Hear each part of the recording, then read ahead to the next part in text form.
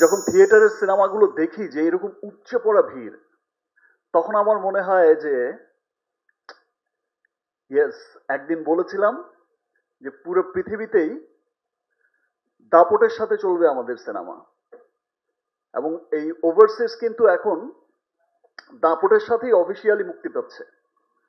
আমি এর মধ্যে দেখলাম যে অস্ট্রেলিয়া একটা ভিডিও দেখলাম যে পাশাপাশি দুইটা থিয়েটারে চালাচ্ছে অ্যাট এ টাইম।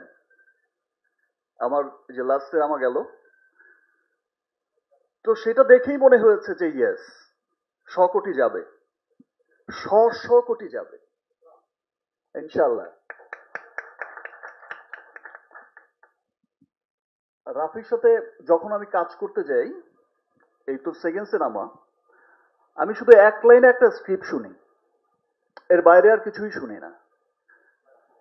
আর কি গল্প রাফি, দিস এন্ড দিস, তারপর গিয়ে সেটে গিয়ে ওকেই বলি সিন কি, ডায়লগ কি, ও যেই যেই ডায়লগটা বলে দেয় আমি শুধু সেই ডায়লগটাই বলি। আমার অসম্ভব ভালো লাগে রাফির সাথে কাজ করতে, খুব যত্ন করে সিনেমা বানায়, এবং ওর প্রি প্রোডাকশন যে করে সিনেমা বানানোর আগে এত গুছিয়ে কাজটা করে, সেটা থেকে মুগ্ধ করেছে। যে একটা সিনেমার শুরুর আগে যে প্রি প্রোডাকশন এত স্ট্রংলি করছে এবং প্রত্যেকটা সেক্টর বেছে বেছে বেছে বেছে করছে, এটা আসলে আমার মনে হয় যে নতুন যে পরিচালকরা আসবে তাদের জন্য রাফি একটা ইন্সপায়ার করে তার কাজ দিয়ে।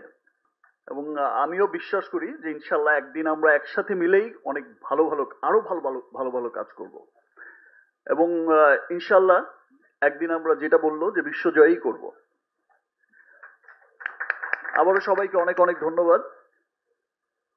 সবাইকে তাণ্ডব দেখার আমন্ত্রণ জানাচ্ছি। আমার বিশ্বাস যে তাণ্ডব সকলের হৃদয়ে তাণ্ডব চালাবে। থ্যাংক ইউ সবাইকে। অনেক অনেক ধন্যবাদ।